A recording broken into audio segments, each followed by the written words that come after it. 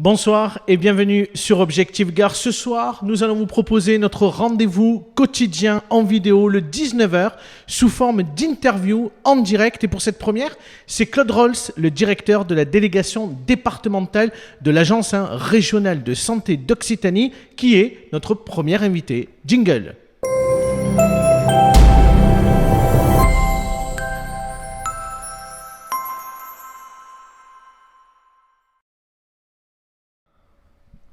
Bonsoir Claude Rolls.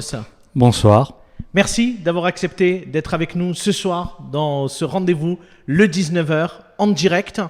On souhaitait vous recevoir ce soir pour vous poser une simple, alors pas unique question, mais en tout cas la première. Quelle est la situation précise du coronavirus dans le Gard ? Alors la situation précise, d'une part, je vais prendre le côté positif, c'est-à-dire le côté, j'allais dire, le plus sombre de ces attaques, c'est-à-dire les taux de maladies graves ou de développement grave, c'est-à-dire nous n'avons plus que 2 personnes en réanimation sur tout le Gard, une vingtaine de personnes en hospitalisation encore. Donc on voit que sur ce côté les plus sombres qui a frappé notre pays, c'est derrière et on va vers vraiment une amélioration sanitaire. Ça, c'est pour le côté favorable. Le deuxième côté, moins favorable, c'est que le virus circule, mais ça on le sait, on le voit partout dans toutes les régions françaises, et il est possible que, et même certain, que dans certains cas, il circule peut-être plus activement. Et c'est pour ça que nous mettons en place toute notre politique de dépistage. Quand vous dites il circule mieux, c'est cette histoire de R0, on a le sentiment que c'est en train de remonter. On a eu des éléments ce week-end aussi qui ont laissé entendre qu'en Occitanie, il y avait effectivement une progression de la circulation de l'épidémie dans la région. Est-ce que c'est le cas également dans le Gard ? Oui, c'est le cas, mais ça, on s'y attendait. Le confinement, si vous voulez, ce R0, ça veut dire qu'une personne contaminée contamine, si le R0 est à 1, elle contamine une personne. S'il est à 2, elle contamine 2 personnes. Et plus le nombre de personnes est important, et plus le virus diffuse et diffuse très vite. Évidemment, le confinement a fait descendre ce chiffre de contamination en dessous de 1. On pouvait s'attendre, tout le monde s'attendait avec évidemment la reprise des circulations, la reprise du travail, en fait la reprise d'un ensemble de liens sociaux. Évidemment, ce R0 allait s'approcher du 1, voire dépasser le 1, et c'est bien le cas en Occitanie, et particulièrement dans le Gard. Voilà. Mais ce n'est pas le seul indicateur. Cet indicateur, évidemment, de circulation virale, comme je vous en parlais, est aussi à corréler avec d'autres indicateurs, par exemple le taux de réanimation, le résumé des passages aux urgences pour cause de Covid, qui est là aussi fortement en baisse, la médecine de ville, là aussi, pareillement, qui est beaucoup moins sollicitée pour les cas de Covid. Une inquiétude demeure toutefois. On avait imaginé que l'été permettrait peut-être d'éteindre l'épidémie. Selon les indications que vous êtes en train de nous dire ce soir, ce n'est pas tout à fait le cas. Est-ce qu'à craindre qu'il puisse y avoir, d'ici la fin de l'été, peut-être au moment où il va recommencer un tout petit peu à faire froid, une éventuelle deuxième vague ?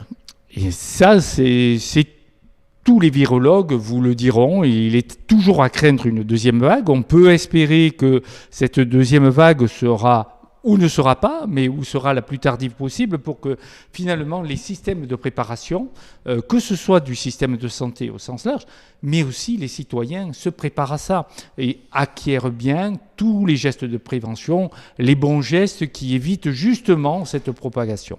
Oui, et en même temps, sur les mesures barrières, on a un peu le sentiment que depuis plusieurs jours, les règles sont un tout petit peu moins respectées.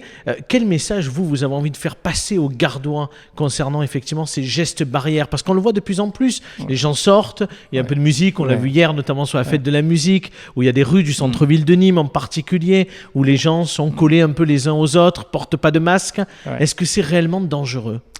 Dangereux, non, mais c'est réellement dangereux. Oui, quand on n'applique pas les mesures barrières, le virus, s'il est là, peut circuler. Ça, c'est évident.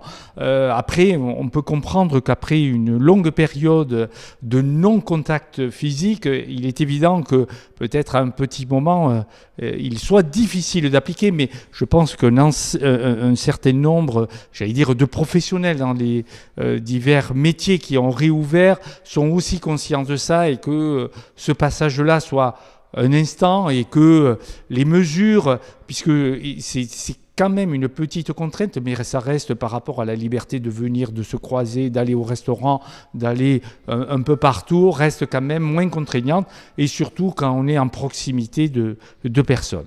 Voilà, et ça, on doit le garder. Un mot sur les EHPAD également. Le Gard a connu plusieurs clusters, notamment à Serre-Cavalier à Nîmes. Depuis, on n'a pas trop de nouvelles. On en est où, là, sur ces établissements ? Alors, sur les établissements, on en est, j'allais dire, peut-être vraiment à la fin de l'épisode, et plus dans un épisode moins dramatique de gestion, c'est-à-dire, par exemple, depuis, vous parlez de Serre-Cavalier, depuis le 11 juillet, il n'y a pas de nouveaux cas. Il y a des cas positifs, mais qui sont des cas qui sont retestés. La personne était positive et on la reteste jusqu'à la négativité. Donc voilà, ça ce sont des signes encourageants, et d'autres EHPAD, on a encore des signaux faibles, et on fait vraiment tout ce qui est à lieu de faire, que ce soit l'agence régionale de santé, que ce soit les brigades sanitaires de la caisse primaire d'assurance maladie. Sur le contact tracing, vraiment, on essaie vraiment d'être très sérieux sur le suivi, isolé, et dans la mesure du possible pour vraiment limiter cette propagation. Et pour l'instant, ça semble réussir. À l'heure actuelle, il n'y a plus de cluster dans le département ?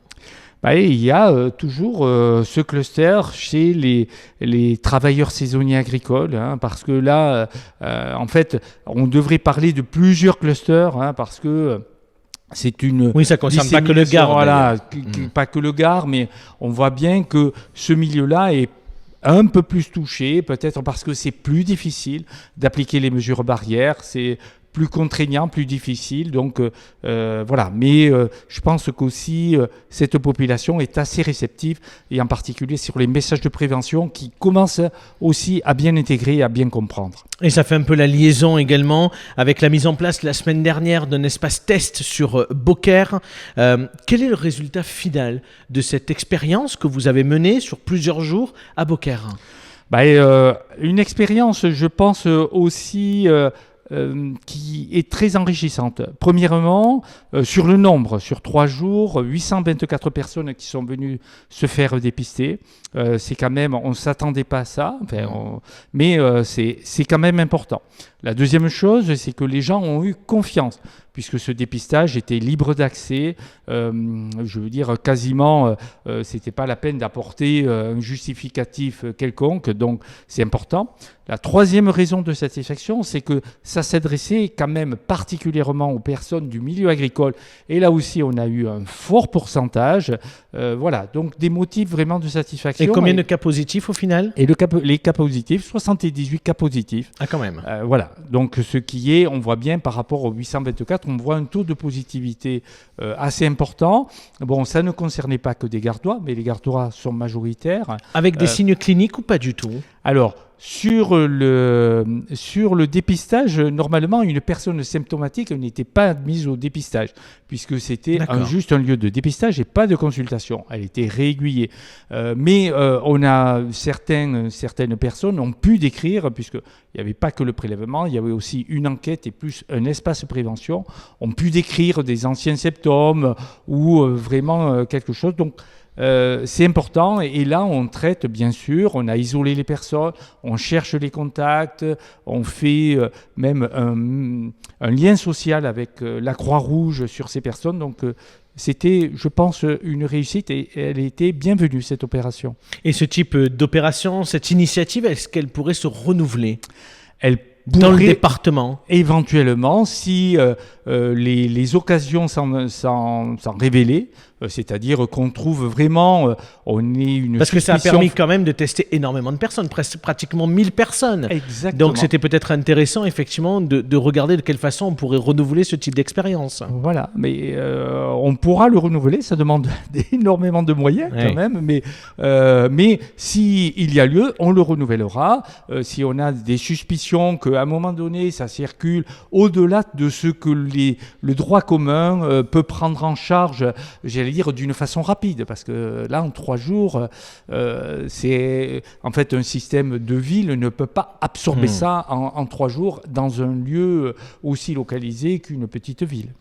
2 dernières questions très rapides. La première, on a touché un peu du doigt le sujet tout à l'heure. Elle concernait la préparation à un éventuel nouveau confinement. On espère que ce ne sera pas le cas, mais en tout cas d'une vague possible qui serait de retour. Est-ce que vous considérez que dans le département, que ce soit dans les services de réanimation, auprès des infirmiers, des médecins de ville, etc., qu'on est préparé si ça devait recommencer à l'automne prochain? Est-ce que dès aujourd'hui, on est préparé ou il y a encore beaucoup de travail à faire? Alors, sur un scénario identique, parce que malheureusement, les virus ne nous demandent pas quand ils mutent ou qu'ils ont des développements différents, mais sur un même type de scénario, on est mieux préparé. Et la préparation continue. Mais on est mieux préparé, on sait les choses qui ont marché, on sait les organisations qui ont marché, on connaît aussi. Et on commence à connaître les organisations qui ont failli, qui n'ont pas été à la hauteur. Donc voilà, on va en tirer évidemment tous les éléments pour mieux se préparer et tous les services et tous les professionnels aussi se préparent à ça. En tant que directeur de la délégation départementale de l'Agence régionale de santé Occitanie, c'est ma dernière question. Est-ce que vous nous conseillez de partir en vacances et même un peu loin cet été ? On a besoin d'aller se reposer un petit peu. On a besoin tous de se reposer, tous de se retrouver. Il faut partir en vacances, mais partir en vacances, vous savez, partir loin, ça peut être partir du côté de la rue, de l'autre côté de la rue, qu'on ne connaît pas forcément, mais bon. Non, mais la question, vous l'avez compris. Est-ce qu'on est en capacité de voyager, y compris à l'étranger ? Là, il faut suivre les recommandations du ministère des Affaires étrangères qui vous donne de bonnes recommandations. Vous allez partir à l'étranger, vous ? Non, je ne partirai pas à l'étranger, mais parce que malheureusement, la pression du travail fait que je ne m'éloignerai pas trop. D'accord. Mais oui, je vais partir même sur un petit tour France, Suisse, Italie. Donc vous voyez, même pas très loin, mais on peut considérer que c'est à l'étranger. Donc j'y vais sans crainte. Merci Claude Rolls, merci d'avoir été avec nous ce soir. Merci chers lecteurs d'avoir suivi cette interview en direct. L'information continue bien évidemment sur Objectif Gare ce soir et demain tout au long de la journée. Bonne soirée à tous.